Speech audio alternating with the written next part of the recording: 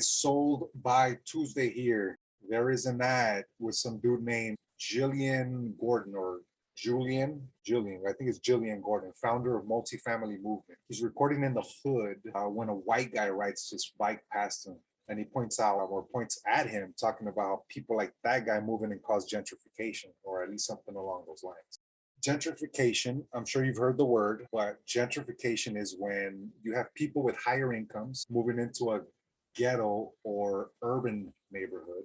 Since they have the ability to pay more, this creates a new baseline for how much a house can be sold for or how much a house can be rented for, right? The new people moving in, they have more income, so they can afford to pay more. And the people that live there, the original inhabitants, live there because that's what they can afford. So when the new baseline is set to a certain level, those OGs hit a point where they can no longer afford to live there. So those OGs have to make more money or find a more affordable place to live.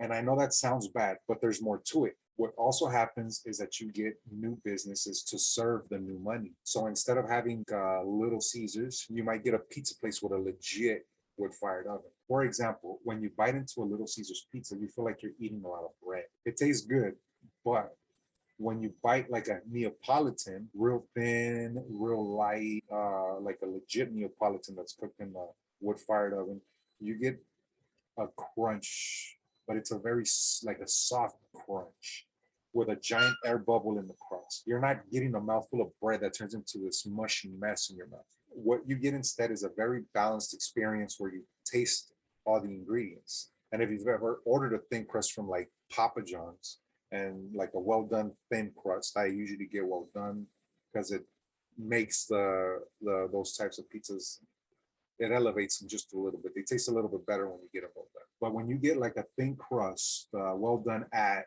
Papa John's, they taste like saltine crackers. The texture is horrible. That is not what crust is supposed to be. So that experience is worth the price hike to me. But back to gentrification.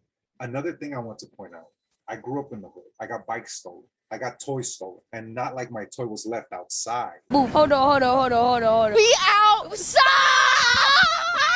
They walked up to me while I was playing with my toy and made me an offer I couldn't refuse, if you know what I'm talking about. That situation is very much reduced. Now I'll tell you why.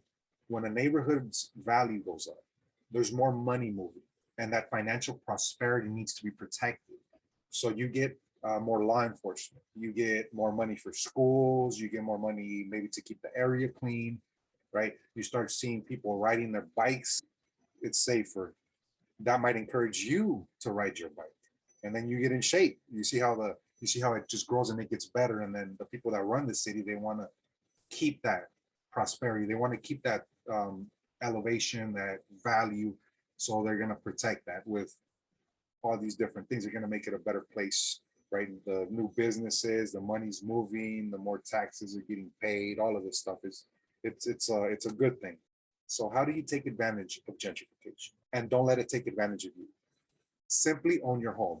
And when the area blows up, the asset that you own is going to blow up in your favor. So if you are ready to own, get it done by Tuesday. If you already own and want to take advantage of that gain, get it done by Tuesday. Let's talk about your options. Let me know your opinion on the topic. Hit the share button now and send it to somebody you think could benefit from this knowledge. If you have questions, have them answered by Tuesday. Subscribe so you don't miss the next one. I'll see you on the next one.